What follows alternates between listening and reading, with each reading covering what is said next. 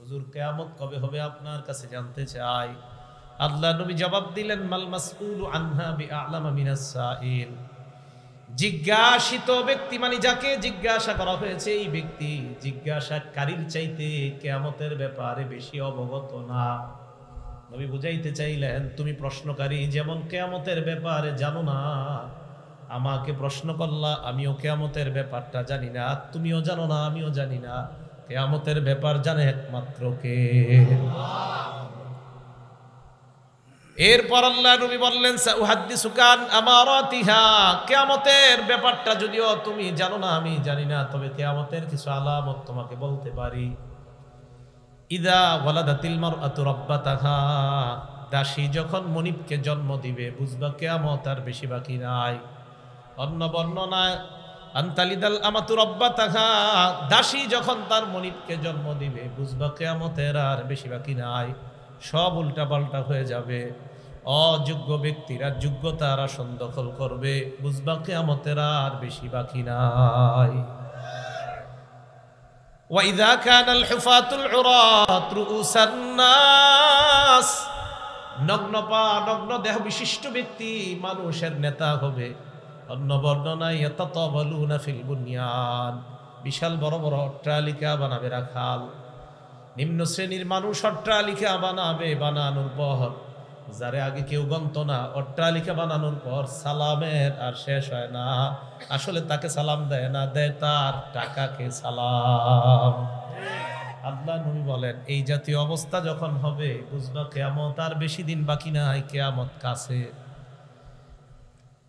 তো এই কথা বলার পর রাসূল শেষে বললেন, খামসুন লা ইয়ালামুহুন্না ইল্লাল্লাহ, পাঁচটা বিষয় এমন যেই বিষয়গুলা আল্লাহ ছাড়া কেউ জানে না, নবী জানে না, ওলি জানে না। পাঁচটা বিষয় জোরে বলেন একমাত্র জানে কে? আল্লাহ। কেন নবী জানে না? কেন নবী না গায়েব জানে? হ্যাঁ, পাঁচ বিষয় কে জানে? একমাত্র আল্লাহ। তো নবীজি সাল্লাল্লাহু আলাইহি সাল্লাম কেন জানে না? বলেন আল্লাহ জানায়নি। বলেন সবাই বলেন, নবীজি কেন জানে না? বলেন আল্লাহ, আল্লাহ জানাননি তাই জানে না। তাহলে আল্লাহ জানাইলে নবী জানেন, আল্লাহ না জানাইলে নবী জানেন না। বাংলাটা বলেন, কেউ যদি বলে নবী গায়েব জানে, জবাব দিবেন আল্লাহ নবীকে যা জানান নবী তা জানেন, আল্লাহ যদি না জানান নবী তা জানেন। মনে থাকবে না ইনশাআল্লাহ? খামসুন লা ইয়ালামুহুন্না ইল্লাল্লাহ, পাঁচটা বিষয় এমন যেই পাঁচ বিষয় আল্লাহ ছাড়া কেউ জানে না। এক নাম্বার, ইন্নাল্লাহা ইনদাহু ইলমুস সাআহ, কিয়ামত কখন হবে বিষয়টা জানে একমাত্র আল্লাহ। দুই নাম্বার, ওয়াইনাজ্জিলুল গাইস, কোন জমিনে কোন সময় কি পরিমাণ বৃষ্টি বর্ষণ করবে আল্লাহ এটা জানেন একমাত্র আল্লাহ। আসমানে তাকিয়ে দেখবো প্রচন্ড মেঘ দেখা যায়, প্রচুর মেঘ দেখা যায়, ঘন কালো আকাশ দেখা যায়, মনে হয় বৃষ্টিতে একটু পর দুনিয়া সয়লাব হয়ে যাবে। হঠাৎ দেখবেন আকাশ সুন্দর হয়ে যায়। বৃষ্টি হবে কি হবে না এটা জানেন একমাত্র আল্লাহ। আমরা ধারণা করি বৃষ্টি হবে, হয় না। আমরা ধারণা করি বৃষ্টি হবে না, হয়। তাহলে বৃষ্টি কি পরিমাণ কখন হবে এটা কে জানে? আল্লাহ। তিন নাম্বার, ওয়ায়ালামু মা ফিল আরহাম, বাচ্চার একটা আকৃতি পেটে মায়ের পেটে আসার আগে ছেলে হবে না মেয়ে হবে জানে একমাত্র আল্লাহ। আকৃতি আসার পর জানে আল্ট্রাসোনোগ্রাম। এই জায়গায় প্রশ্ন করে বসে হুজুর করে, হুজুর আল্ট্রাসোনো করলে তো জানা যায়।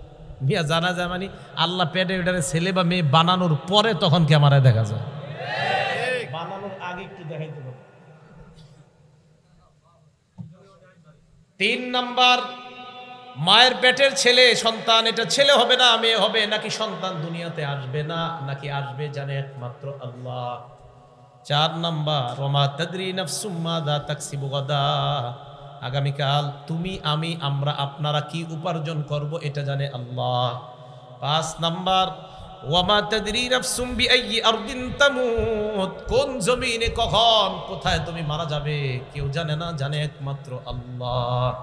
তাহলে পাঁচটা বিষয় দুনিয়ার কোনো মানুষ জানে না, নবী জানে না, ওলি জানে না, কেউ জানে না। এই পাঁচ বিষয় জানে একমাত্র কে? আল্লাহ। এর মধ্যে কিয়ামতের বিষয়টা জানে একমাত্র আল্লাহ। তো এইগুলা শোনার পর ওই যে যিনি আসছে প্রশ্ন করতে, ফানসারাফার রাজুল, লোকটা রওনা করছে, চলে যেতেছে। সাহাবাদেরকে নবী বললেন, রুদ্দু আলাইয়া, লোকটাকে আবার আমার কাছে আনো। লোকটা চলে যেতেছে, নবী কয় লোকটারে আমার কাছে আনো। ফাআখাযু লিয়ারুদ্দু আলাইহি, সাহাবারা লোকটাকে আনার জন্য তাড়াহুড়া করে লোকটার পিছু নিলেন। ফালাম ইয়ারাউ শাইআন, আর কিছুই দেখে না। নবী বললেন লোকটারে আনো। লোকটা আনার জন্য যখন সাহাবারা গেলেন, যা দেখে আর কিছুই দেখা যায় না। কি ব্যাপার, গেল কই লোক? নবীর সামনে আসলেন। আল্লাহ নবী বলেন কি ব্যাপার? কয় হুজুর কিছুই তো পাই না, কাউরে পাই না। লোকটা এত তাড়াতাড়ি উদাও হইল কিভাবে আমরা তো বুঝতে পারি না। আল্লাহ নবী কয় এটা কোনো মানুষ না, হাজা জিবরিল, এটা হলো আল্লাহর ফেরেশতা জিবরিল। জিবরিল আসছে, আসার পর ছাত্র সাইজে আমাকে উস্তাদ বানাইয়া প্রশ্নগুলো করার মাধ্যমে তোমাদেরকে আল্লাহর দ্বীন শিখায়া দিছে। তাহলে জিবরাইল আলাইহিস সালাতু ওয়াস সালাম ছাত্র সেজে আসছে। বলেন তো চুল সাদা ছিল না কালো? কি বোঝা যায়? যুবক বয়সে দ্বীনি শিক্ষা অর্জন করা। এই জন্য কালো চুল নিয়ে আসছে, উনি তো সাদা চুল নিয়ে আসতে পারতেন। কালো চুল নিয়ে আসছে, যুবক অবস্থায় আসছে। তার উদ্দেশ্য হলো যৌবন বয়স থেকে ছোট থাকতে সন্তানকে দ্বীনি শিক্ষা দেওয়া। তাই যৌবনের রূপ ধারণ করে আসছে নবীর সামনে। কেন? যেন তাড়াতাড়ি সন্তানকে ধর্মীয় শিক্ষা দেওয়া হয়, বুড়া হওয়ার পরে না। এই জন্য আগে থেকে। কথা কি বুঝে আসছে সবার? হ্যাঁ, এই জন্য উনি যুবকের বেশ ধরে আসছে, কিন্তু পারতেন মুরব্বী বেশ ধরে আসছে, তো যুবকের বেশ ধরে আসছে। এই গেল হাদিস। তাহলে কেয়ামতের ব্যাপারটা জানে কে? একমাত্র আল্লাহ। কিন্তু কেয়ামতের কিছু আলামত রাসূল সাল্লাল্লাহু আলাইহি ওয়াসাল্লাম বলছে, এখন একটু মন দিয়ে শোনেন। বিসমিল্লাহ। আল্লাহুম্মা লাকাল হামদু ওয়া লাকাশ শুকরু। রাসূল আকরাম সাল্লাল্লাহু আলাইহি সাল্লাম কিয়ামতের আলামত বলছে এক হাদিসের মধ্যে। সহিহ বুখারী 530 নম্বর হাদিস, সাহাল ইবনে সাদ রাদিয়াল্লাহু তাআলা আনহুর বর্ণনা। ক্বালা রাসূলুল্লাহ সাল্লাল্লাহু আলাইহি ওয়াসাল্লাম, আল্লাহ নবী বলেন, বুইসতু আনা ওয়াসসাতু কাহাতাইন ওয়া কারানা বাইনাস সাব্বাবাতি ওয়াল বুসতা। নবীজি বলেন আমি এবং কিয়ামত, আমার আর কিয়ামতের মাঝে ব্যবধান হলো এই দুই আঙ্গুলের মতো। শাহাদাত আর মধ্যমা আঙ্গুল দুইটা মিলাইলেন, মিলানোর পর বুঝাইলেন এই আঙ্গুল আর এই আঙ্গুল যেমন সামান্য ব্যবধান, আমার আর কিয়ামতের মাঝে তেমন সামান্য ব্যবধান, বাকি নেই। কিয়ামত খুব কাছে হয়ে গেছে। আল্লাহ নবী শেষ নবী, শেষ নবী দুনিয়াতে আসাটাই কিয়ামত নিকটবর্তী হয়ে যাওয়া। ভালো করে শুনেন, আমাদের পরে আর নবীর পরে আর কোনো নবী নাই। আমরা যারা উম্মত, আমাদের পরে আর কোনো উম্মত নাই। আমরাই শেষ উম্মত, আমাদের নবী শেষ নবী। বাংলাটা বলেন, আমাদের নবী, আমরা, আমাদের নবী, আমরা। এটা খুব বেশি বলতে হবে, ঘটনা বেশি ভালো না, এই জন্য খুব বেশি বলতে হবে। আমাদের নবী শেষ নবী সাল্লাল্লাহু আলাইহি ওয়াসাল্লাম। একটা কিতাব আছে, নাম আল মুআজামুল আওসাত, ইমাম তাবরানী রাহমাতুল্লাহ আলাইহি লেখা, 170 নম্বর হাদিস। আন জাবির রাদিয়াল্লাহু তাআলা আনহু قال قال رسول الله صلى الله عليه وسلم, জাবির রাদিয়াল্লাহু তাআলা আনহুর বর্ণনা, আল্লাহ নবী বলেন, আনা কাঈদুল মুরসালিন ওয়ালা ফখরা, সমস্ত নবীদের নেতা আমি। আল্লাহ নেতা বানিয়েছে, আমার কোনো অহংকার নাই। ওয়া আনা খাতামুন নাবিয়্যিন ওয়ালা ফখরা, আমি শেষ নবী, আমার মাধ্যমে নবুয়তের দরজা আল্লাহ বন্ধ করে দিয়েছে, আমার কোনো গর্ব নাই। ওয়া আনা শাফি' মুশাফফা, কিয়ামতের ময়দানে আমি সুপারিশ করব, আর শোনো তোমরা, আমার সুপারিশ আল্লাহ গ্রহণ করবেন। ওয়ালা ফখরা, আমার কোনো ফখর নাই, গর্ব নাই। তাহলে আবার বলেন, আমাদের নবী শেষ। তবরানী শরীফের আরেকটা বর্ণনা, এটা হলো আল মুআজামুল কাবীর, হাদিস নাম্বার 7535 নাম্বার হাদিস। আন্না রাসূলুল্লাহ সাল্লাল্লাহু আলাইহি ওয়াসাল্লাম কামা ফিন নাসি ফি হাজ্জাতিল বাদা, বিদায় হজের সময় আল্লাহর নবী জনগণের সামনে দাঁড়াইলেন। দাঁড়িয়ে আল্লাহ নবী সাহাবাদের উদ্দেশ্যে বললেন, ও সাহাবাদের দল, আল্লাহ নবী বাদি, আমার পরে আর কোনো নবী নাই। ওয়ালা উম্মাতা বাদাকুম, তোমাদের পরে আর কোনো উম্মত নাই। ফাবুদু রাব্বাকুম, তোমরা তোমাদের রবের ইবাদত করো। ওয়া আকিমু খামসাকুম, 5 ওয়াক্ত নামাজ আদায় করো। ওয়া সুমু শাহরাকুম, রমজান মাসের রোজা রাখো। ওয়া আতিউ উলাতা আমরিকুম, আমিরের আদেশের আনুগত্য করো। সুম্মাদখুলু জান্নাতা রাব্বিকুম, মর আল্লাহর জান্নাতে প্রবেশ করো। এই হাদিসে বিদায় হজে বললেন, আমি শেষ নবী, আমার পরে আর কোনো নবী নেই। একটু মন দিয়ে শুনেন, আস্তে আস্তে একটা গুরুত্বপূর্ণ হাদিসের দিকে যাইতেছি, যেটা মুফতি লুৎফুর রহমান ফরাইজি সাহেব সামান্য একটু টাচ দিয়েছিলেন আপনাদেরকে শুরুতে, হযরত অন্য আলোচনা করেছেন। তো যাই হোক, একটা কিতাব আছে হাদিসের নাম মুসনাদে বাজ্জার। কি নাম? মুসনাদে বাজ্জার। আপনারা তো মাশাআল্লাহ বুখারী আর মুসলিম ছাড়া আর নামই শিখেন নাই, শিখার দরকারও নাই, কারণ এই দুই কিতাব ছাড়া কি নবীজি আর কিছু কইছিল? তো মুসনাদে বাজ্জার এই কিতাবের 6135 নম্বর হাদিস। এই হাদিসের বর্ণনাকারী আব্দুল্লাহ ইবনে ওমর রাদিয়াল্লাহু তাআলা আনহুমা, তিনি বলেন আন্না রাসূলুল্লাহ সাল্লাল্লাহু আলাইহি ওয়াসাল্লাম قال في حجة الوداع, বিদায় হজের দিন আল্লাহ নবী সাহাবাদেরকে বললেন আইয়ু ইয়াউমিন হাযা, আজকে কোন দিন? সাহাবারা বলো, সাহাবারা জবাব দিলেন ইয়াউমুন হারাম, আজকে সম্মানিত দিন। এরপর বললেন আইয়ু বালাদিন হাদা, এটা কোন শহর? সাহাবারা বললেন বালাদুল হারাম, এটা সম্মানিত শহর। 3 নাম্বার প্রশ্ন করলেন আইয়ু শাহরিন হাদা, এটা কোন মাস? সাহাবারা বললেন শাহরুল হারাম, এটা সম্মানিত মাস। নবীজি বললেন ফা ইন্নাল্লাহা হাররামা আলাইকুম আমওয়ালাকুম ওয়া দিমাআকুম ওয়া আরাযাকুম ওয়া তাবা দিমাআকুম ওয়া আমওয়ালাকুম ওয়া আরাযাকুম কাহুরমাতি হাদাল ইয়াউমি ওয়া হাদাল বালাদি ওয়া হাদাশ শাহ। নবীজি বললেন আজকের দিন যেমন সম্মানিত, এই মাস যেমন সম্মানিত, এই শহর যেমন সম্মানিত, আল্লাহ পাক রব্বুল আলামিন তেমনি ভাবে এক মুসলমানের রক্ত, এক মুসলমানের সম্পদ, এক মুসলমানের ইজ্জত অন্য মুসলমানের জন্য হারাম তথা সম্মানিত বানায়া দিয়েছেন। কোন মুসলমানের সম্পদ লুণ্ঠন করা যাবে না, কোন মুসলমানের রক্তপাত করা যাবে না, কোন মুসলমানের ইজ্জত অন্যায়ভাবে হরণ করা যাবে না। এরপর আল্লাহ নবী বললেন আলা লিউবাল্লিগ শাহিদুকুম গায়বাকুম, তোমরা যারা এখানে আছো আমার কথাগুলা যারা নাই তাদের কাছে পৌঁছায় দিবা। হাদিস শেষ হয় নাই, শেষে কি কয় দেখেন, শোনো তোমরা লা নাবিয়্যা বাদি, আমার পরে কোনো নবী নাই, ওয়ালা উম্মাতা বাদাকুম, তোমাদের পরে কোনো উম্মত নাই। যদি কেউ আমার পরে দাবি করে নবী, এটা নবী না, ভণ্ড প্রতারক।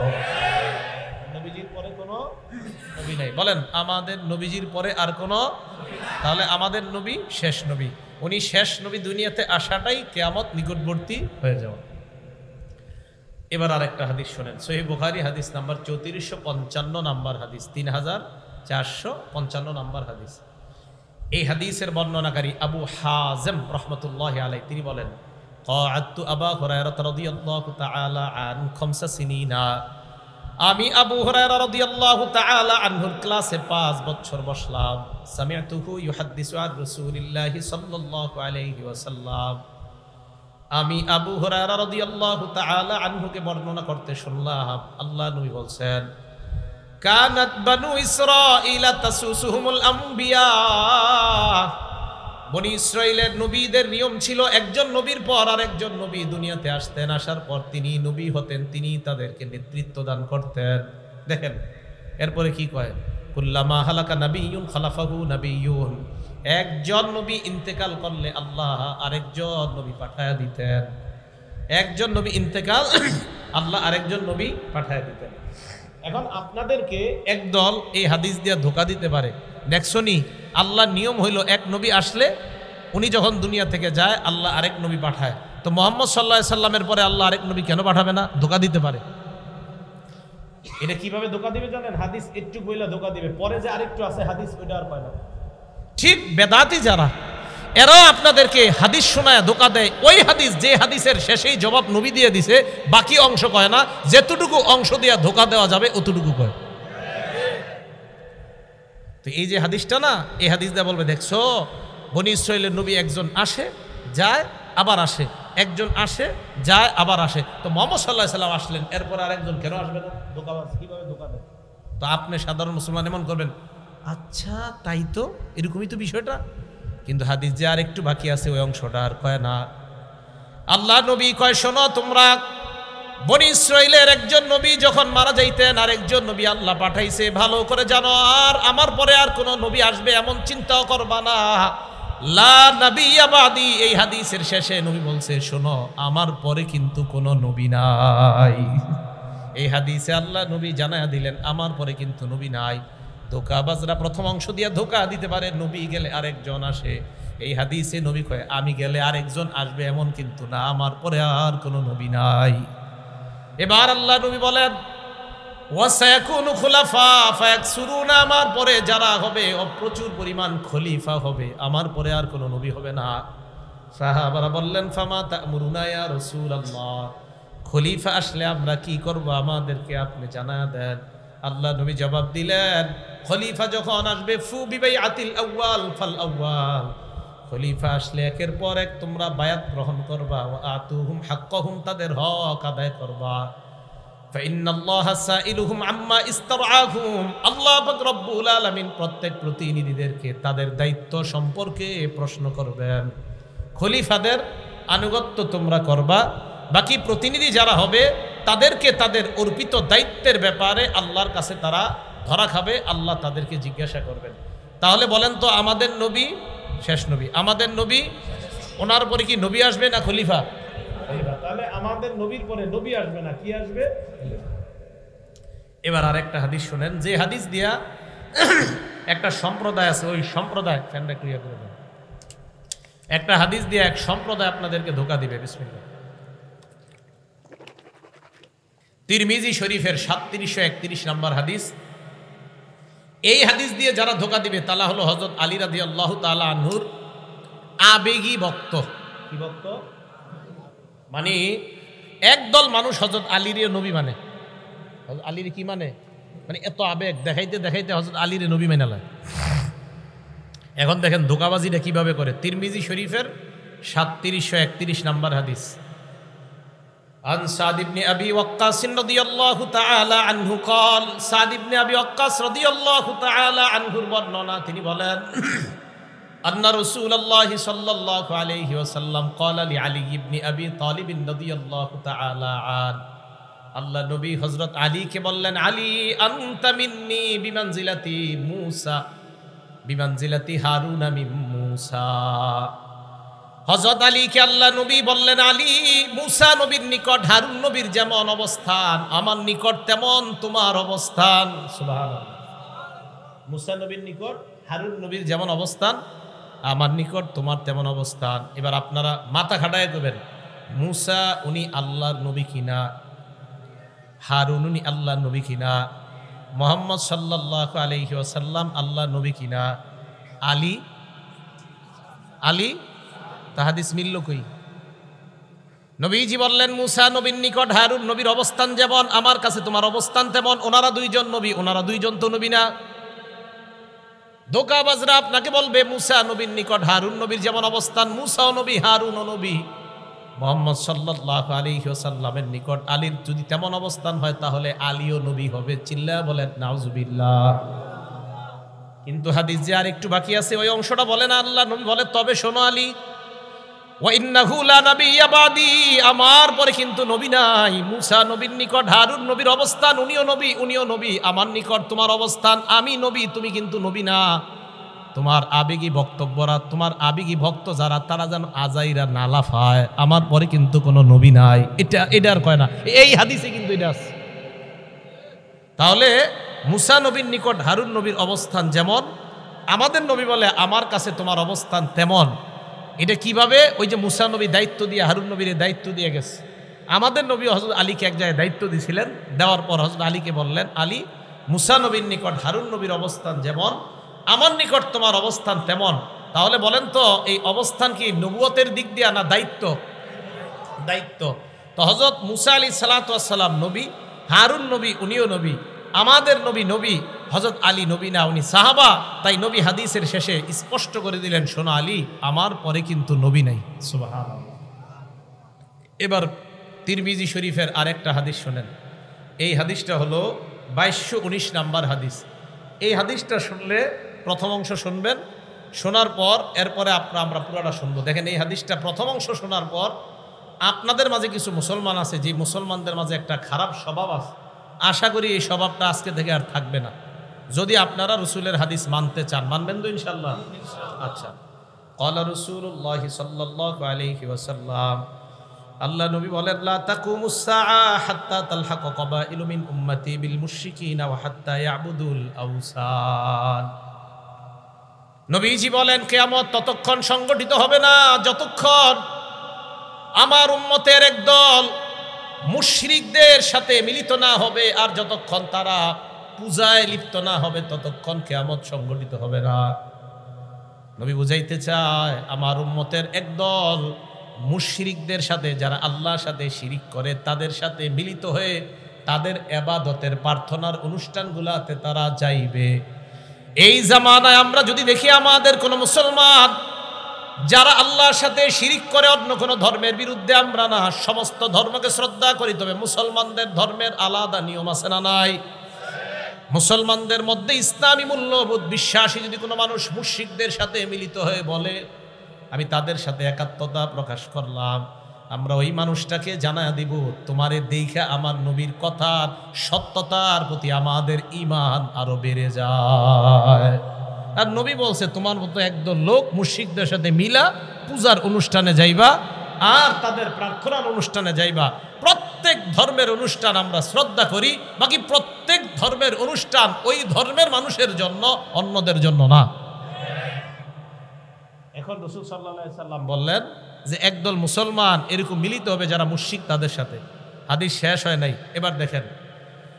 এবার আল্লাহ নবী বলেন আন্নাহু সায়াকুনু ফি উম্মতি সালাসুনা কাজ্জাবুনা, আমার উম্মতের মধ্যে 30 জন মিথ্যাবাদীর আবির্ভাব ঘটবে। বলেন কয়জন? কুল্লুহুম ইয়াজউমু আন্নাহু নাবিয়্যুন, প্রত্যেকে ধারণা করবে সে নবী। নাউজুবিল্লাহ। আল্লাহ নবী কয় ওয়া আনা খাতামুন নাবিয়্যিন লা নাবিয়্যা বাদি, আমি শেষ নবী, আমার পরে আর কোনো নবী নাই। এই হাদিস যদি বুঝে থাকেন 30 জন মিথ্যাবাদী যদি দাবিদার নবী বললেন হবে। পাকিস্তান বলেন, বাংলাদেশ বলেন, ভারত বলেন, সৌদি আরব বলেন, সারা দুনিয়ার মধ্যে যদি কেউ নতুন ভাবে বলে আমি নবুয়তের দাবিদার করলাম, আমরা তাকে জানায় দিব আমার নবীর ভাষা অনুযায়ী তুমি হলা 30 জন মিথ্যাবাদীর একজন। তুমি 30 জন মিথ্যাবাদীর একজন। কারণ নবীজি বলছে 30 জন মিথ্যাবাদীর আবির্ভাব ঘটবে যারা প্রত্যেকে দাবি করবে আমি নবী। আর রাসূল সাল্লাল্লাহু আলাইহি সাল্লাম বলেন আমি শেষ নবী, আমার পরে আর কোনো নবী নাই। কথাগুলো মনে থাকবে ভাই। তাহলে রাসূল সাল্লাল্লাহু আলাইহি সাল্লাম বলে দিলেন আমি শেষ নবী, আমার পরে নবী নাই। এবার একটু বুঝেন। ফরাইজি সাহেব তো বই নিয়ে আসছিল, আচ্ছা যাক মাশাআল্লাহ। এই এরা আপনাদেরকে দাওয়াত দিবে কিভাবে? যারা নতুন নতুন নবুয়তের দাবিদাররা কিছু বই ট্রেনে লঞ্চে বই নিয়ে নিয়ে, অনেক মেয়েরা অনেক ছেলেরা কিছু বই নিয়ে আপনারা আস্তে আস্তে এইভাবে চিপায় নিয়ে যাবে, বলবে একটু পড়ো, এটা পড়ো। আমি দেখছি নিজেই তো এরকম, আমি দেখছি নিজে কিভাবে। তো মনে করেন কোনো এক ট্রেনে উঠছি আমি, তখন ছাত্র মানুষ, তো উঠার পরে দেখি এরকম ঘটনা ঘটে। তো এরকম বই দিবে, বই দেওয়ার পরে আপনারে পড়াবে। তো পড়ানোর পরে এই সেই, আমি কিন্তু বলি নাই কোন দেশে, এটা বলছি না, আচ্ছা যেই দেশেই। তো পড়ানোর পর বলবে, বলতে বলতে এক পর্যায়ে বলবে কি বুঝলেন, আপনারা বলবে, তো আপনি বলবেন কি বুঝলাম। তাই বলতে বলতে বলবে তার মানে নবুয়তের দরজা এখনো খোলা আছে। নাউজুবিল্লাহ বলেন। এইগুলা পড়ানোর পর আপনারা বুঝাবে। আপনাকে যখন বুঝাবে আপনি সাথে সাথে বলবেন ভাই আপনার কথা শোনার পর আমার নবীর হাদিসের উপর আমার ঈমান বাইরে গেছে। কেন বাড়ছে? আমার নবী বলছে 30 জন মিথ্যাবাদীর আবির্ভাব ঘটবে। এর মানে এই বই আপনাদের যে গুরু, ওই গুরু হলো ওই ভণ্ড 30 জনের একজন। সোজা কথা। রাসূল সাল্লাল্লাহু আলাইহি সাল্লাম বলছে 30 জন মিথ্যাবাদী আসবে, এরা দাবি করবে নবী। আর আমি বুঝি না মানুষ কিভাবে এরপরেও বুঝে না যে আমাদের নবী যে শ্রেষ্ঠ নবী, উনি যে শ্রেষ্ঠ খতামুন নবীর, ওনার কথা একের পর এক মিলে যাচ্ছে, তো উনি তো সত্যবাদী হওয়া এটা আকলেও কয়। এটা কেন বুঝে না মানুষ? এবার বুখারী শরীফের হাদিস শুনেন, হাদিস নাম্বার 3535, কত হয়? 3535। এই হাদিসে অধ্যায় কায়েম করছে ইমাম বুখারী রহমাতুল্লাহ আলাইহি, বাবু খাতিমিন নবিয়িনা সাল্লাল্লাহু আলাইহি সাল্লাম। খাতিমিন, খতাম না, খাতিমিন। এই হাদিসের মধ্যে আসছে আবু হুরায়রা রাদিয়াল্লাহু তাআলা আনহুর বর্ণনা, ক্বালা রাসূলুল্লাহ সাল্লাল্লাহু আলাইহি ওয়াসাল্লাম, আল্লাহ নবী বলেন ইন্নামা সালি ওয়া মাসালাল আম্বিয়া মিন ক্বাবলি কামাসালি রাজুলিন বানা বাইতান, আমার পূর্ববর্তী নবীদের দৃষ্টান্ত হলো ওই ব্যক্তির মতো যেই ব্যক্তি একটা ঘর বানিয়েছে, ফাজমালা ওয়া আহসানা, ঘরটা বড় চমৎকার ভাবে সাজিয়েছে, বড় সুন্দর ভাবে ঘরটা সাজায়। দেখেন সাজানোর পর ইল্লা মাউদি আলাবিনা ফি জাওিয়া, একটা ইট পরিমাণ জায়গা খালি আছে। কি পরিমাণ জায়গা খালি? ইট পরিমাণ জায়গা খালি। ফাজআলান নাসু ইয়াতুফুনা বিহি, জনগণ ওই ঘরটা দেখতে যায়, ঘরের চারপাশে ঘুরে, ওয়া আজাবুন আলা, আশ্চর্য হয়, এত সুন্দর একটা ঘর, এই ঘরটা কেমনে একটা ইট এখনো বাকি আছে, আহারে ইটটা দিলে কত সুন্দর হইতো, সবাই এটা কয়। একটা ঘর অনেক সুন্দর, মানে এর চেয়ে সুন্দর আর ঘর হয় না, কিন্তু একটা ইটের জায়গা খালি। তো সবাই তওয়াফ করে আর কয় এত সুন্দর একটা ঘর, ইটের জায়গাটা কেন খালি? আল্লাহ নবী কয় ফাআল্লাহ বিনা, যেই খালি জায়গার ইটটা আমি হলাম সেই ইট, আমি হলাম সেই ইট। আল্লাহ আদম নবীর মাধ্যমে ঘরটা সাজানো শুরু করেছেন, ঈসা নবী পর্যন্ত ঘরটা আল্লাহ থামাইছেন, ইটের জায়গাটা আল্লাহ ফাঁকা রাখছেন, আমি নবীর মাধ্যমে ওই ফাঁকা পূরণ করে ঘরের সৌন্দর্যের সমাপ্তি আল্লাহ টেনে দিলেন। হাদিসের শেষে আল্লাহ নবী বলেন আনা খাতিমুন নবিয়্যিন, আমি শেষ নবী, আমার পরে আর কোনো নবী নাই। খতিম কেন বলছে জানেন? যারা আপনাদেরকে ধোকা দিতে চায় না, এরা কয় খতিম না খতাম, এরা কয় খতিম না খতাম। আপনি জবাব দিবেন, যদি খতিমও কও তাও নবী শেষ নবী, যদি খতাম কও তাও নবী শেষ নবী।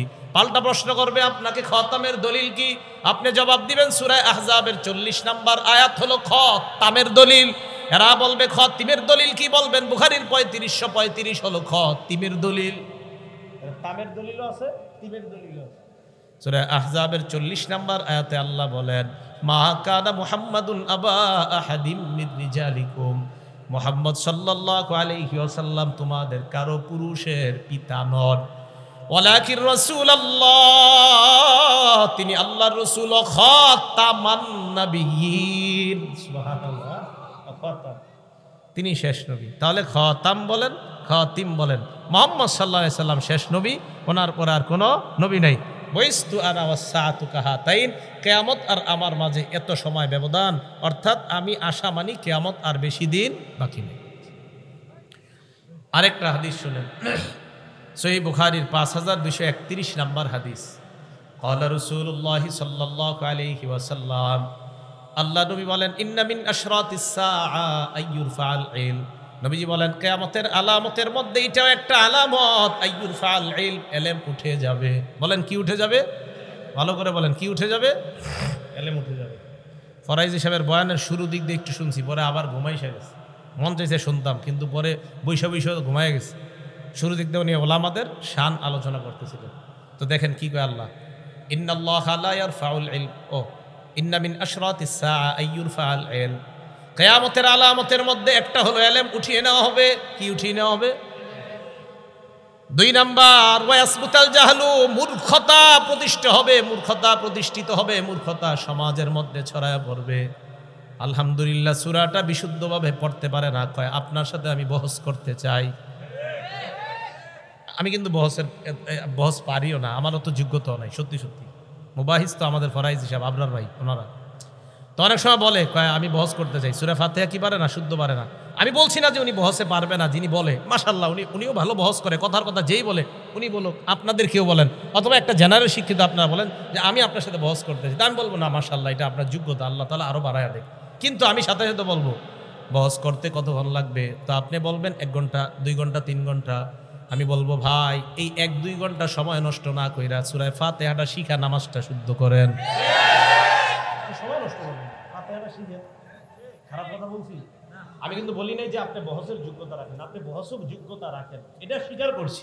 এবং আমি আরিফ বিন হাবিব তো মনে করি সবাই আমার চেয়ে ভালো জানেন বহস, কিন্তু আমি বলি যদি সূরা ফাতিহা, এটা আমি আলহামদুলিল্লাহ ভাই আমার সূরা ফাতিহাটা আমি শুদ্ধ করে শিখছি, আমি একটু বলতে পারবো আল্লাহর কাছে আল্লাহ আমি শুদ্ধ করে নামাজ পড়ার চেষ্টা করছি। কিন্তু আপনি অনেক বড় বহস করুন না লোক, কিন্তু আপনি সূরা ফাতিহা জানেন না, আমার আর আপনার মাঝে দুইজনের মাঝে আল্লাহ কিন্তু আপনাকে ঠেকায় দিবে। তা আমি বলি কি আপনি মানে আপনাদের একজন যে কোনো একজন কয় কি ফরাইজ সাহেবের সাথে আমি বহস করুন, আরে ভাই বেচারা উনি আলেম, তা আমি কিন্তু আপনারও বলছি না, আপনিও মাশাআল্লাহ মহা আলেম, ওনার চেয়ে বড় আলেম, কোনো সন্দেহ নেই। আপনি তো সূরা ফাতিহাটা শুদ্ধ করেন কেন? আগে নামাজটা তো শুদ্ধ করেন। তো আমি বলছি আপনি সময়গুলো নষ্ট না করে নামাজ শুদ্ধ করেন। মূর্খতা ছড়ায় পড়বে সমাজে, 1 নাম্বার ইলম উঠিয়ে নেওয়া হবে, মূর্খতা ছড়ায় পড়বে। ওয়াজহারুজ জিনা, 3 নাম্বার জিনা ব্যভিচার দুনিয়ার মধ্যে প্রতিষ্ঠিত হবে, জিনা বেড়ে যাবে, পরকিয়া বেড়ে যাবে। স্মার্টফোনের বদৌলতে বিবি আরেক পুরুষের সাথে, স্বামী আরেক নারীর সাথে অবৈধ জিনায়, মোবাইলের জিনায় লিপ্ত হবে। 4 নাম্বার ওয়ায়ুশরাবাল খামরু, মদ পান বেড়ে যাবে। 5 নাম্বার ওয়াকিল্লার রিজাল, পুরুষের সংখ্যা কমবে। ওয়া তাকসুরান নিসা, নারীদের সংখ্যা বাড়বে। হাত্তা ইয়াকুনা লি 50 ইমরাআতান আল কাইয়িমুল ওয়াহিদ, 50 জন ঘরে নারী, একজন হবে পুরুষ। অবস্থা ভালো না? 50 জন নারী ঘরে হবে একজন পুরুষ। তো হ্যাঁ, কিয়ামত, এটা হলো কিয়ামতের আলামত। তো 1 নাম্বার এলেম উঠিয়ে নেওয়া হবে, এই হাদিস থেকে আমরা জানলাম। মন দিয়ে শুনি আমরা। এখন কথা হলো এলেম কিভাবে উঠাবে। হুজুর একটু এদিকে আসেন তো, একজন, যে কোনো একজন আসতে হবে। আপনি আসেন, এই যে এদিক তাকান, এই যে এদিক তাকান, এই যে টান দিলাম, ছিনায় নিলাম, এইভাবে এলেম উঠায় নিবে না। সহিহ বুখারীর 100 নম্বর হাদিস।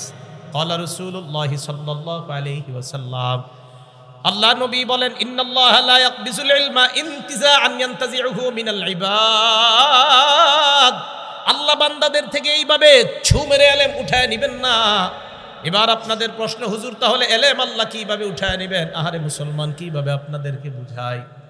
নবীজি বলেন, ওয়ালাকিন ইয়াকবিজুল ইলমা বিকবজিল উলামা, আলেমদেরকে উঠায় নেওয়ার মাধ্যমে এলেম আল্লাহ উঠায় নেবেন।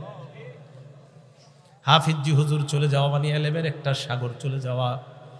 আল্লামা শাইখুল হাদিস চলে যাওয়া মানে এলেমের সাগর চলে যাওয়া। আল্লামা আমিনী রহমতুল্লাহ চলে যাওয়া মানে এলেমের বিশাল সমুদ্র চলে যাওয়া। আর আমি আর আপনি চটি বই পড়ি আর দাবি করি হুজুররা কি জানে, আমি সব জানি। আফসোসের কথা। রসুল বললেন এলেম আল্লাহ উঠায় নেবে, আলেমদের উঠেন। আমার আপনার হতাশ হওয়া দরকার, আফসোস করা দরকার যে আলেমরা বিদায় নিচ্ছে। এটা আমাদের জন্য কপাল খারাপের লক্ষণ। আর আমি আপনি এখনো ঝগড়া নিয়ে আসি। এখনো আমি আপনি একজন শাইখুল হাদিসের ভুল ধরে গিয়ে আজকে সকাল থেকে একটা নতুন বই পইরা, বেচারা 20 বছর বুখারী পড়ায়, ওনার ভুল ধরতে যান আপনি। রসুল আকরাম সাল্লাল্লাহু আলাইহি সাল্লাম বললেন, আলেম চলে যাবে তো এলেম উঠে যাবে। আজকে আমি আরিফ বিন হাবিব, আরও আমরা হুজুররা আপনাদের সামনে জুমা পড়াই, কথা বলি, আর ভাবেন এই হুজুরের চেয়ে বড় হুজুর মনে আর দুনিয়াতে নেই। অথচ আমার নবী বলেন না, আলেম চলে যাওয়া মানে এলেম চলে যাওয়া।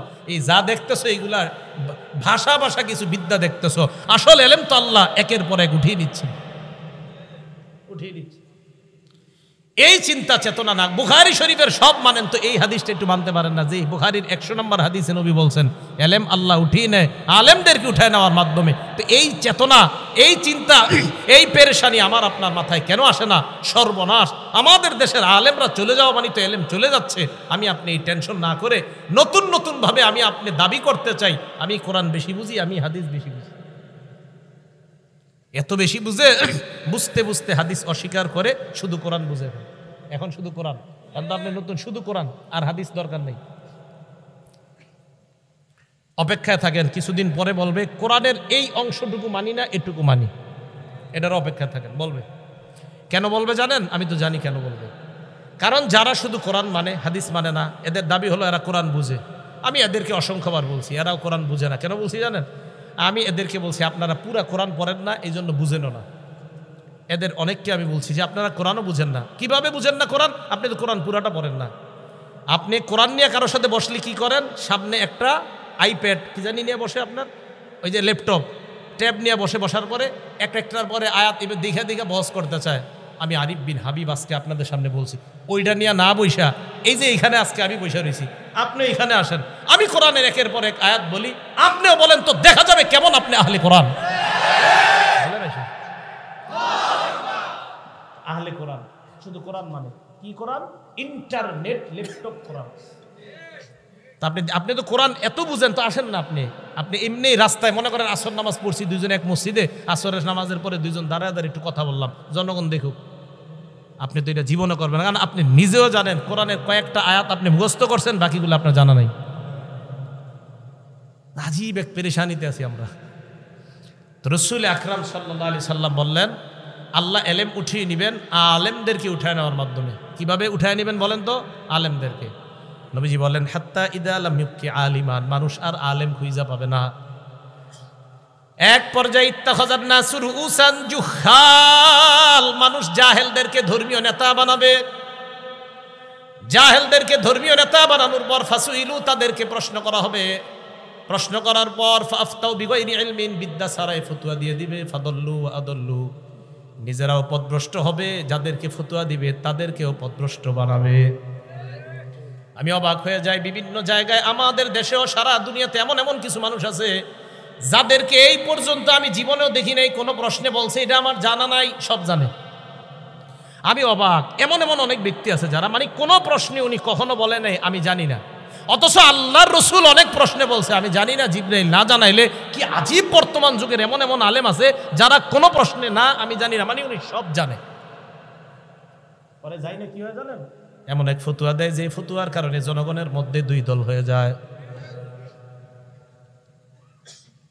মানে অবাক, ফতুয়া এভাবে দিবে, জাহেলদেরকে যখন নেতা বানাবে। তো আল্লাহ এইভাবে আলেমদের মাধ্যমে এলেম উঠিয়ে নেবেন, এটা গেল একটা বিষয়। এরপরে বললেন ওয়াজহারু জিনা, ব্যভিচার সমাজে প্রতিষ্ঠিত হবে, ব্যভিচার বেড়ে যাবে। সহিহ বুখারী 2475 নম্বর হাদিস, ক্বালা রাসূলুল্লাহ সাল্লাল্লাহু আলাইহি ওয়াসাল্লাম, আল্লাহ নবী বলেন লা ইয়াজনি জানি হিনা ইয়াজনি ওয়া হুয়া মুমিন, ব্যভিচারকারী যখন ব্যভিচার করে তখন তার ঈমান থাকে না, ব্যভিচার করা অবস্থায় তার ঈমান উপরে ঘুরতে থাকে। একবার চিন্তা করেন যদি ওই অবস্থায় মারা যায়। ওয়ালা ইয়াসরিকু সারিকু হিনা ইয়াসরিকু ওয়া হুয়া মুমিন, চুরি যখন চুরি করে, চোর যখন চুরি করে, চুরি করা অবস্থায় তার ঈমান থাকে না, ঘুরতে থাকে। ওয়ালা ইয়াশরাবুল খামরা হিনা ইয়াশরাবু ওয়া হুয়া মুমিনুন, মদ পান করা অবস্থায় তার ঈমান থাকে না, ঈমানটা ঘুরতে থাকে। ওয়ালা ইয়ানতাহিবু নুহবাতান হিনা ইয়ানতাহিবু ওয়া হুয়া মুমিনুন, ছিনতাইকারী যখন ছিনতাই করে তখন তার ঈমান থাকে না, ঈমান ঘুরতে থাকে। আহারে ছিনতাইকারী আর জিনাকারী আর মদপানকারী তারা যদি একবার ভাবে ওই অবস্থায় যদি আবার মরণ হয়, যে অবস্থায় আমার ঈমানটা যদি না আসে, অপরাধ করা অবস্থায় যদি তার ঈমান না আসে, ওই অবস্থায় যদি তার মরণ হয়ে যায়। সহিহ বুখারীর 6612 নম্বর হাদিসে আল্লাহ নবী বলেন ইন্নাল্লাহা কাতাবা আলা ইবনি আদম হাজ্জাহু মিনাজ জিনা আদরাকা যালিকা লা মাহালা, আদম সন্তানকে আল্লাহ জিনার পরীক্ষা দ্বারা পরীক্ষা করবেন, কোনো সন্দেহ নাই। ফাজিনাল আইনি আর নজরু, চোখের জিনা হলো দেখা, কোনো অবৈধভাবে যেই নারীকে দেখা আপনার হারাম, তার দিকে তাকানো, এটা চোখের জিনা। বর্তমান জামানায় হয়ে গেছে কি কথা কয়, মুখ না ঢাকলেও নারীর পর্দা হয়ে যায়, তাহলে চোখের জিনার কোনটা? নারীর চেহারা যদি না ঢাকলে পর্দা হয় তো চোখের জিনা কোনটা? হ্যাঁ। এরপর আপনি আপনার ছেলেকে বিয়ে করানোর জন্য একটা মেয়েকে দেখতে যান, মেয়ের বাড়িতে নাকি রাস্তায়? সবাই বলেন বাড়িতে না রাস্তায়? কেন বাড়িতে যাবেন? এখন তো সহজ হয়ে গেছে, মুখ যেহেতু খোলা রাখার কোনো ব্যাপার না, চা দোকানের সামনে দেখলেই তো হয়। দেখে নেবেন চা দোকানের সামনে, কলেজে বাইরে দেখবেন শেষ। হ্যাঁ, টাকাও বাঁচবো, এই তো সুন্দর কথা। কয় টাকাও বাঁচবো, সুন্দর কথা। আব্বারে বলবে আব্বা চা স্টলের সামনে দেখছি, তাহলে বলেন মুখ ঢাকতে হবে কিনা? আরে মুখ ঢাকতে হবে বলেই তো ছেলে সামান্য সময়ের জন্য ওই দিন মেয়েটাকে দেখা যায় হয়। কত রকমের বিপদে যে একের পর এক পড়বেন আল্লাহ জানে। তো দেখেন এইগুলো এটা। এরপরে রাসূল সাল্লাল্লাহু আলাইহি সাল্লাম বলেন ওয়াজিনাল লিসান আল মান্তিক, মুখের জিনা হলো কথা বলা। যেই নারীর সাথে দেখা দেওয়া হারাম, ওই নারীর সাথে সরাসরি কথা বলাও হারাম, মোবাইলে কথা বলাও হারাম। এই কিভাবে কথা বলা হারাম? মোবাইলে আপনি অপরিচিত একটা নারীর সাথে কথা বললেন, কথা বলার পর রাত্রে আপনি বালিশে মাথাটা লাগায় চিন্তা করলেন না জানি দেখতে তিনি কেমন। আল্লাহ নবী কয় ওয়ান নাফসু তামান্না ওয়া তাশতাহি, তোমার দিল কল্পনা করে, এটা হলো দিলের জিনা, অন্তরের জিনা। কি এই জিনা হয় কিনা? ঘরে ঘরে এই জিনা হয়। এবার বুখারীর হাদিস শুনেন 5590 5590 নম্বর হাদিস। ক্বালা রাসূলুল্লাহ সাল্লাল্লাহু আলাইহি ওয়াসাল্লাম, এই হাদিসের অনুবাদটা মন দিয়ে শুনেন। লাকুনান্না মিন উম্মতি আকওয়াম, আমার উম্মতের মধ্যে এমন অনেক সম্প্রদায় বের হবে ইয়াস্তাহিল্লুনাল হিররা ওয়াল হারিরা, যারা জিনা করাকে হালাল মনে করবে, ওয়াল হারিরা রেশমের পোশাক পরা হালাল মনে করবে, ওয়াল খামরা মদ পান করা হালাল মনে করবে, ওয়াল মাআজিফা, মাআজিফের অনুবাদ করমুনি ঢোল তবলা গান বাদ্যকে হালাল মনে করবে। শুধু তাই নয়, বলবে আমি এমন কোনো কিতাব বাকি নাই, সব পড়ছি, পড়ার পর কোথাও পাই নাই ঢোল তবলা হারাম। তাহলে বুখারীর এই হাদিসটা কই? কিতাবটা সব পড়ছেন, এটা পড়েন নাই? মানে এটা মনে হয় এই জায়গাটা রেখে গেছেন। হ্যাঁ, বুখারী শরীফের 5590 নম্বর হাদিস। তো বুখারী শরীফ 5590 নম্বর হাদিস বাদ না আছে? থাকলে এই জায়গাটা গান বাদ্য ঢোল তবলা হারাম, তো সম্ভবত হযরত এই জায়গাটা পড়ে নাই। হ্যাঁ, তো বলে যে সব পড়ছেন, তো এই জায়গাটা আপনি পড়েন নাই। কি করছে? আচ্ছা যাই হোক, তাহলে যখন নাকি কেউ বলে যে গান বাদ্য হারাম, এটা হুজুররা কোথায় পাইছে, এই কথা বলার পরে নবীজির কথার উপর আমাদের ঈমান বেড়ে যায়, কারণ আমাদের নবীজি বলছে একটা সময় মানুষ গান বাদ্যকে হালাল মনে করবে। তাহলে এইগুলা কি ভবিষ্যতে হবে না চলতেছে? চলতেছে। আল্লাহ বুঝার তৌফিক দান করেন। একটা কিতাব আছে নাম মাজমাউজ জাওয়ায়েদ, ইমাম হাইসামি রহমতুল্লাহ আলাইহির লেখা, 1 নম্বর খণ্ড 134 নম্বর পৃষ্ঠা। এই কিতাবে একটা হাদিস আসছে, এক ব্যক্তি নবীর কাছে আসছে, হাদিসটা মন দিয়ে শুনেন, মজার হাদিস।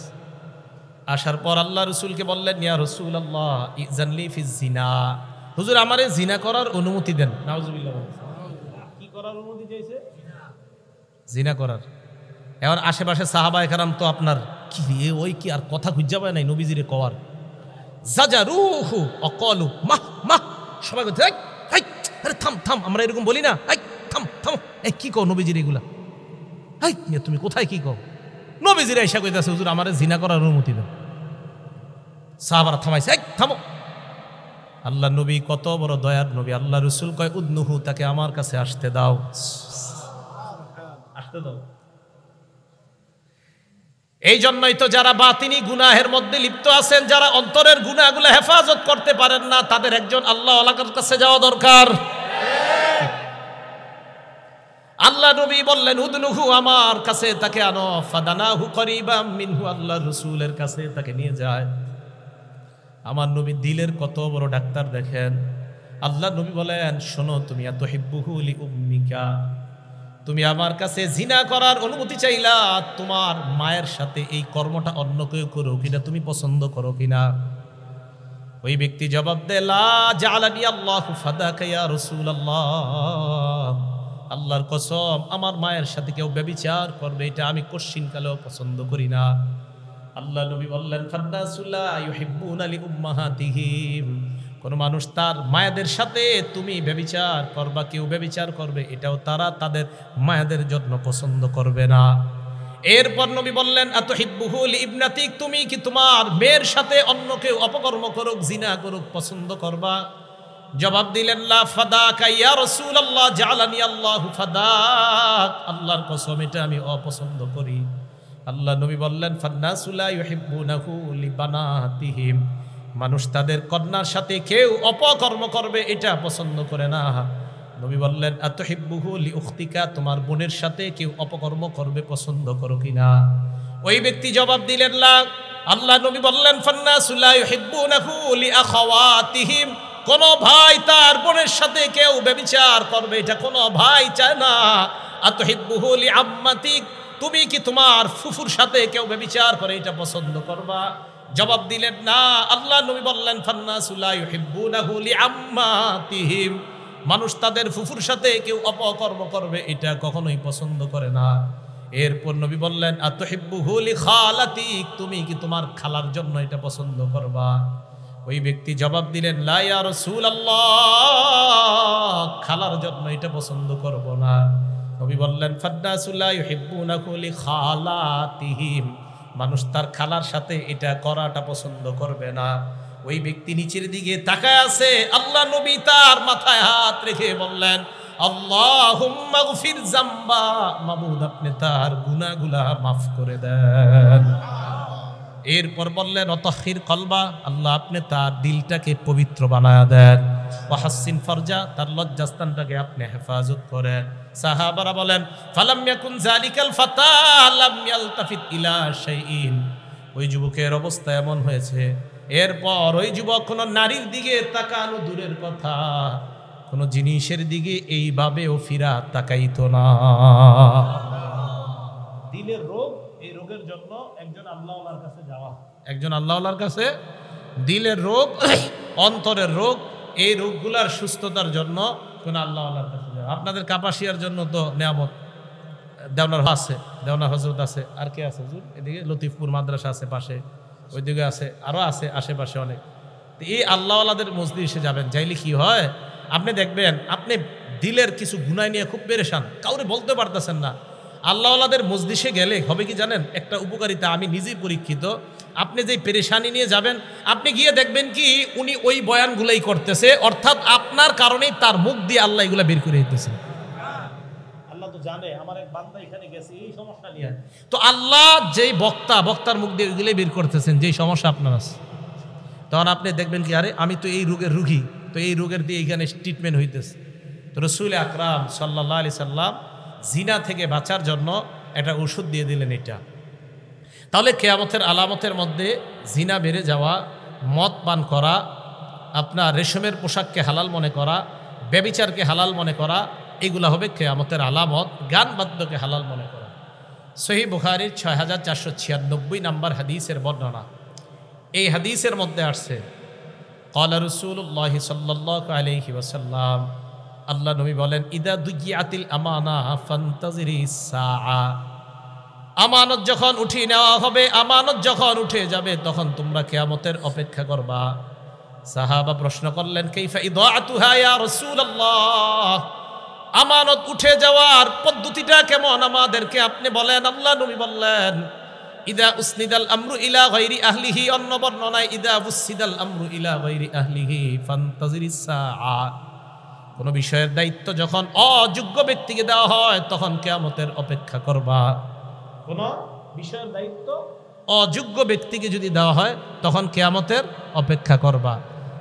এলেমের কাজ ডাক্তারের কাজ ডাক্তারের, ডাক্তারি কাজ ডাক্তারের, ডাক্তারি কাজ ডাক্তারের, ইমামতি, খতিবগিরি, বয়ান দেওয়া, কোরআন সহি শুদ্ধভাবে শিখানো, এটা ওই বিষয়ে যারা পারদর্শী তাদের কাজ। তো তাদের কাজগুলা তাদেরকে না দিয়া অন্য অযোগ্য ব্যক্তিকে যদি দেন, এটাই হবে কিয়ামতের আলামত যে আমানত উঠে যাওয়া। অথবা আলেমের দায়িত্ব যদি কোনো জাহেলকে দেন তো বুঝতে হবে কিয়ামত আর বেশি বাকি নেই। এটাই বললেন রাসূল আকরাম সাল্লাল্লাহু আলাইহি সাল্লাম, ইদা দুইয়াতিল আমানা, আমানত যখন উঠিয়ে নেওয়া হবে, ফান্তাজিরিস সাআ, রাসূল সাল্লাল্লাহু আলাইহি সাল্লাম বললেন তখন কিয়ামতের অপেক্ষা করবা। এই গেল কিয়ামতের এই আলামতগুলা রাসূল আকরাম সাল্লাল্লাহু আলাইহি সাল্লাম বলে দিলেন। কিয়ামতের 10টা বড় বড় আলামত ঘটবে, যেই আলামতগুলা ঘটলেই কিয়ামত আর বেশি বাকি নেই, হয়ে যাবে। মুসলিম শরীফের 2901 নম্বর হাদিসের বর্ণনা। সাহাবারা বলেন, নাতাযাকারু মাসিহাদ দাজ্জাল, আমরা দাজ্জাল সম্পর্কে আলোচনা করতেছিলাম।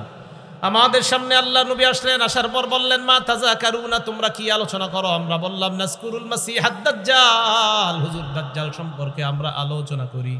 আল্লাহ নবী বললেন, শোনো তোমরা, লান তাকুমাস সাআ হাত্তা তারাউনা ক্বাবলাহা 10 আয়াত, 10টা আলামত দেখার আগে কিয়ামত হবে না। কয়টা আলামত? 1 নাম্বার আদ-দুখান, একটা ধোঁয়া বের হবে, এটার আগে কিয়ামত হবে না। 2 নাম্বার আদ-দাজ্জাল, দাজ্জাল নামে ভয়ঙ্কর একটা জিনিস দুনিয়াতে আসবে, এটার আগে কিয়ামত হবে না। 3 নাম্বার আদ-দাব্বা, সাফা মারওয়ার মাঝখান থেকে একটা প্রাণী বের হবে, ওই প্রাণীটা কথা বলবে মানুষের সাথে। আপনারা বলবে, আব্দুর রহমান ভাই কেমন আছেন? পিছনে তাকায় দেখবেন মানুষ না একটা প্রাণী কথা কয়। 4 নাম্বার ওয়াতুলু আশ-শামসি মিন মাগরিবিহা, সূর্য পশ্চিম দিক থেকে উঠবে। 5 নাম্বার নুজুল ঈসা ইবনে মারইয়াম, ঈসা নবীর আগমন। 6 নাম্বার ইয়াজুজ ওয়া মাজুজ, ইয়াজুজ মাজুজের আগমন। 7 নাম্বার খসফুন বিল মাশরিকি, পূর্ব দিকে একটা বড় ভূমিকম্প হবে। 7 নাম্বার। 8 নাম্বার খসফুন বিল মাগরিব, পশ্চিমে একটা ভূমিকম্প হবে। 9 নাম্বার খসফুন বি জাজিরাতুল আরব, জাজিরাতুল আরব হলো বর্তমান সৌদি আরবের আশেপাশের রাষ্ট্রগুলা, এই জায়গায় একটা ভয়ঙ্কর ভূমিকম্প হবে। 10 নাম্বার ওয়া আখিরু যালিকা নারুন তাহশুরুন নাস মিনাল মাশরিকি ইলাল মাহশার বা মিনাল ইয়ামানি ইলাল মাহশার তাতরুদুন নাস ইলাল মাহশার, সর্বশেষ একটা আগুন বের হবে, এই আগুনটা মানুষকে হাসরের ময়দানে উপস্থিত করবে। আল্লাহ নবী বলেন, এই 10টা বড় আলামতের আগে কিয়ামত সংঘটিত হবে না। তাহলে এই আলামতগুলোর মধ্যে ভয়ঙ্কর সবচেয়ে যে আলামতটা হবে, এটার নাম হলো দাজ্জাল। বলেন তো এটার নাম কি? দাজ্জাল। মুসলিম শরীফের বর্ণনা আসছে, রাসূল আকরাম সাল্লাল্লাহু আলাইহি সাল্লাম 2946 নম্বর বর্ণনায় বলছেন, মা বাইনা খালকি আদম ইলা সামা ইলা কিয়ামিস সাআ, আদম নবী থেকে কিয়ামত পর্যন্ত খলকুন আকবারু মিনাদ দাজ্জাল, দাজ্জালের চেয়ে ভয়ঙ্কর